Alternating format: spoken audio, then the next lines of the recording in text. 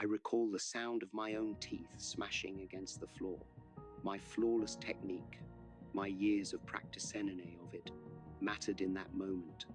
One mistake, one moment of pride, and I'd learned the most frightening reality about combat. Your greatest adversary is not the person standing in front of you. It is the person looking back at you in the mirror. The one who knows every move you're about to make. The one who can defeat you with just one thought. Do you know who I'm talking about? That voice in your head right now, telling you that you aren't good enough, ready enough, or strong enough. That is your opponent. That's who I'll educate you to defeat. Listen carefully, because what I'm about to say isn't simply about fighting. It's about the conflict that has been waging within you every day of your life, our war, that most people are unaware they are losing. But I tell you, this reality is like looking into the sun. It is impossible to unsee once you have seen it. Are you ready to confront your toughest adversary? When I initially started my school in Oakland, a challenge arose that would impact my life forever. However, the obstacle was not what you would think. It wasn't the local masters that questioned my methods, although they did. It wasn't even the cultural differences I encountered as a Chinese man, educating Americans. No, the real difficulty arrived one night.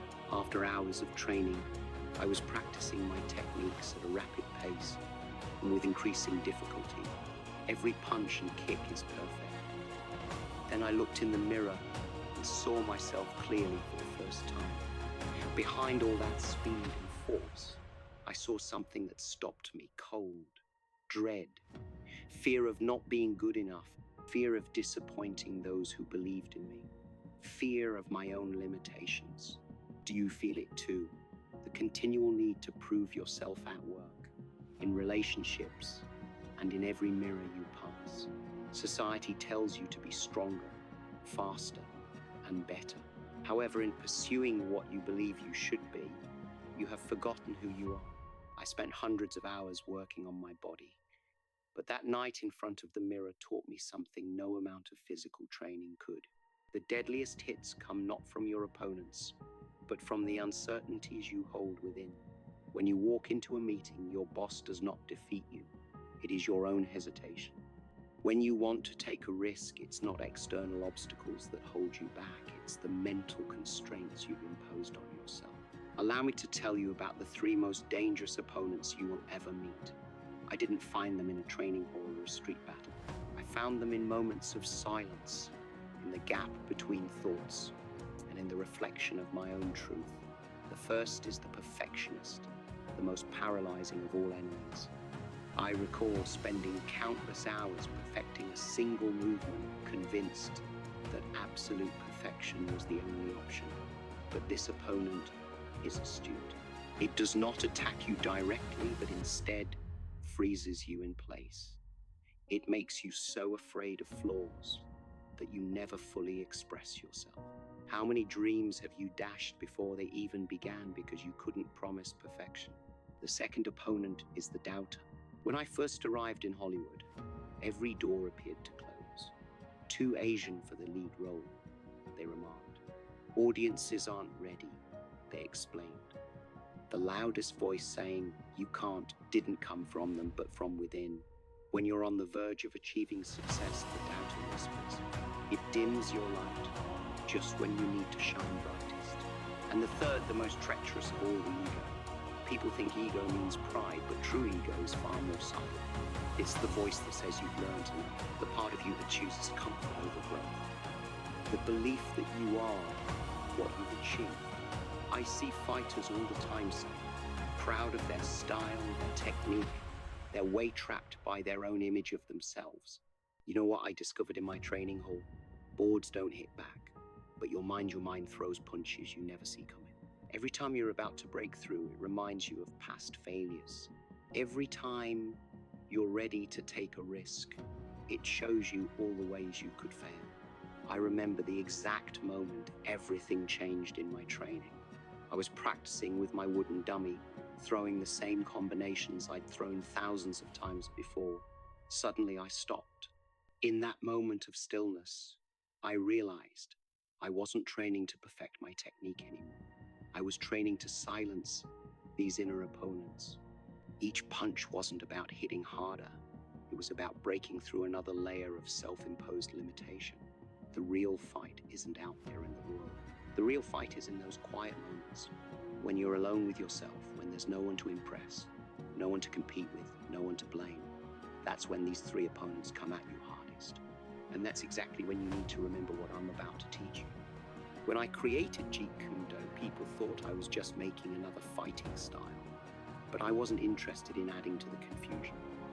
I was interested in stripping away and revealing the truth that had always been. And this truth applies even more powerfully to your inner battles. The first principle, using no way as way. People are always searching for the perfect method, the ultimate technique to overcome their inner demons. They jump from one self-help book to another, one guru to the next. But listen carefully. The moment you commit to a single way, you become its prisoner. True freedom comes from remaining formless, adaptable, fluid. Remember the famous scene from Enter the Dragon, the art of fighting without fighting. Your inner battles don't always need to be fought head-on.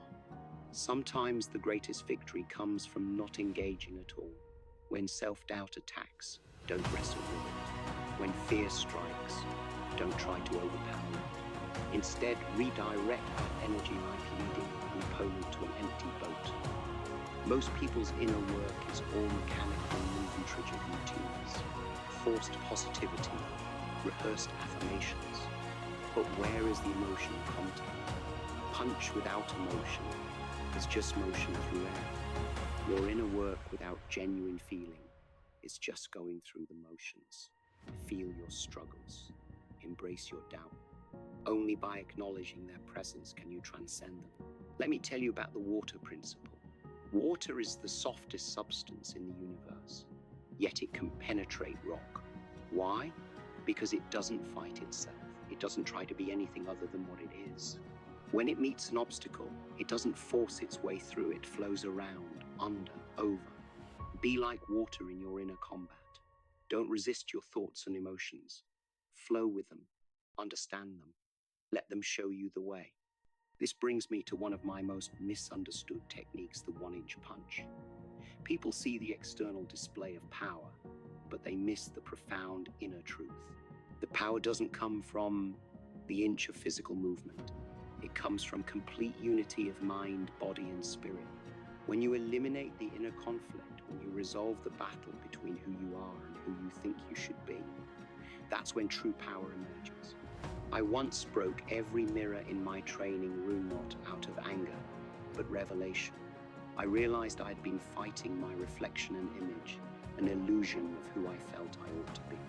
The real battle isn't with the enemy you see in the mirror. The real war is with the assumptions that make you recognize an opponent at all. Your power, your ultimate, irresistible power, isn't in overcoming yourself. It's in realizing there was never anything to overcome. The opponent you've been fighting is merely a shadow or reflection of your own limiting ideas. When you comprehend this, really understand this, that's when everything changes. That's when you become like water, formless, shapeless, able to adapt to any container life puts you in without losing your identity. Now, let me share with you the practices that converted me from a young guy filled with wrath and fury into someone who could fully express himself. These aren't just techniques, they are weapons for your inner arsenal. But remember, a weapon is only as powerful as the truth behind it. First, the art of honest self-expression. Every morning before I touch a training dummy or throw a single punch, I stand alone and ask myself, who are you really? Beneath all the titles, beneath all the expectations, most people never dare to ask this question. They are too terrified of themselves. But true power starts with stark honesty. Think about bamboo in a storm. The inflexible wood attempts to remain unaffected and eventually breaks. But bamboo bends, adapts, moves with the wind and survives. Your mentality must be like bamboo. When obstacles arise, don't respond with inflexible thoughts and entrenched beliefs. Bend. adapt, learn. Let me teach you 4 specific practices that I've never discussed in an interview or demonstrated in a film. These are the real tools for inner combat. First, conduct a personal audit. Every night, I sit down with my journal and write 3 things. Not my accomplishments or goals, but my fears, hesitations, and moments of weakness. Why? Because you cannot overcome what you do not acknowledge. Be brutally honest.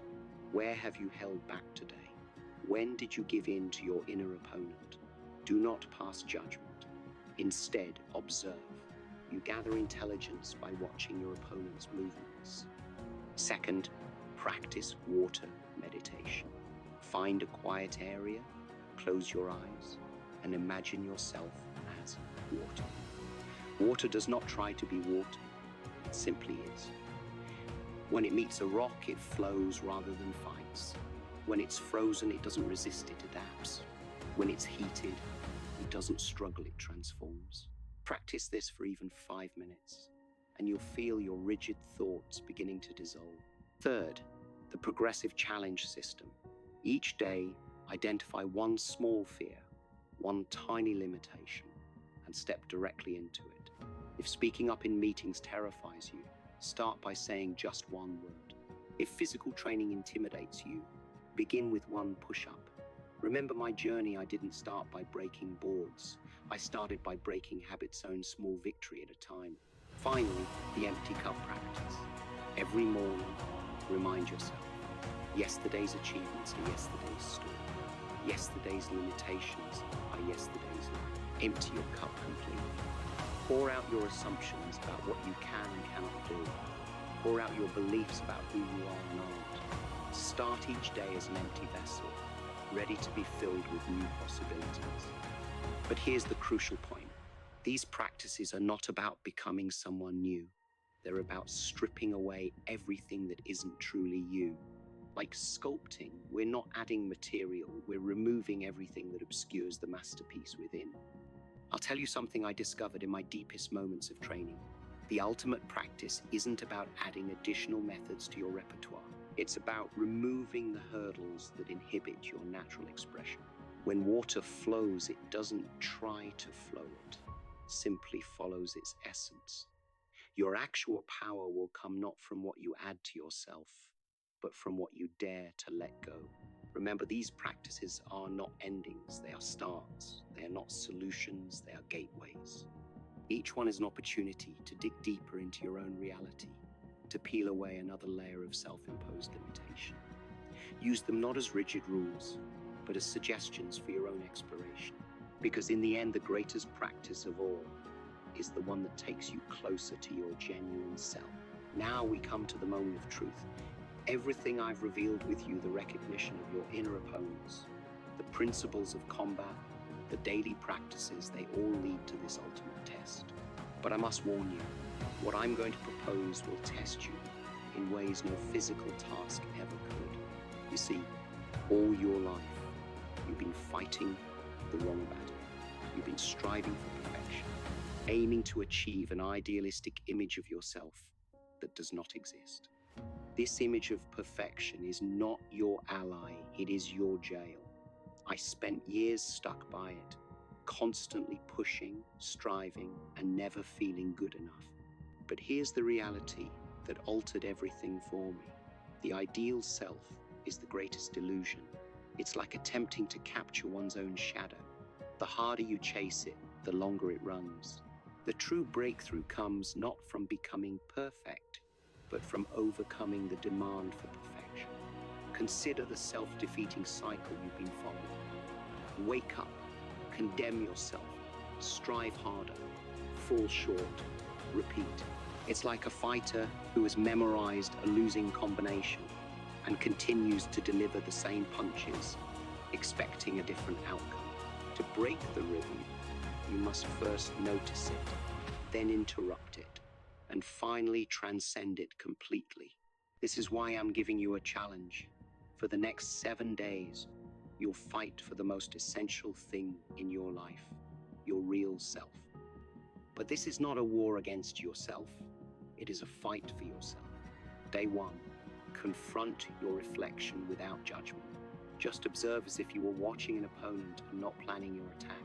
Day 2, recognize when you are criticizing yourself and respond with understanding rather than resistance. Day 3, take one activity that your perfect self would think you are not prepared for. Day 4, break one tendency, one habit that promotes your idealized image above your actual expression. Day 5, in every engagement, prioritize real expression over flawless execution. Day 6, intentionally do something imperfectly and embrace the discomfort like an old friend. Day 7, face your mirror again, not to evaluate, but to celebrate the warrior who had the courage to be authentic. Remember that each day is not about reaching a new level of achievement. It is about removing another layer of pretense. To discover who you truly are, you must transcend the idea of who you believe you should be, just as a martial artist does to find their own way. This challenge is not about becoming stronger, but about becoming freer. It is not about adding more, but about letting go. It is not about being perfect. Rather, it is about being authentic. Will you stumble? Of course. Will you experience resistance? Absolutely. But that isn't failure. It's feedback. Each challenging situation is an encouragement to dig deeper, not a hint to retreat. The actual victory in this challenge does not occur on day 7. It comes in the middle, that split second, when you choose truth over appearance, authenticity over approbation, genuine emotion over flawless performance. Return to the mirror that revealed your greatest opponent at the start of our adventure. Look closely. What do you see? Not the opponent you feared, but the ally you never acknowledged. Not the enemy to be beaten, but the self waiting to be liberated. I spent my life mastering the art of combat, only to discover that the ultimate battle isn't waged with fists or feet. It's waged in those quiet times when you choose truth over comfort, progress over safety, authenticity over acceptance. The secret I promise to share with you, here it is. Self-mastery isn't about conquering yourself, it's about being yourself. The true you, not the one the world expects, not the one your worries have produced, but the one who exists in those rare moments when you forget to pretend. Like water, you've always had the ability to adapt, flow, and penetrate any impediment. Your genuine strength, like water, comes from flowing with what could be rather than battling what is. Let go of who you think you should be and become like water, my buddy. Remember that the greatest fight isn't one against your own limitations. It's the one you win just by having the courage to be yourself. Your opponents will disappear, your doubts will vanish, but your reality, the raw, unadulterated, powerful truth of who you really are, will endure. Now go, the mirror awaits. But this time, don't look for someone to vanquish. Prepare for the warrior within to emerge. Because the greatest achievement is not becoming flawless, but becoming real. Become water, my friend. Be yourself.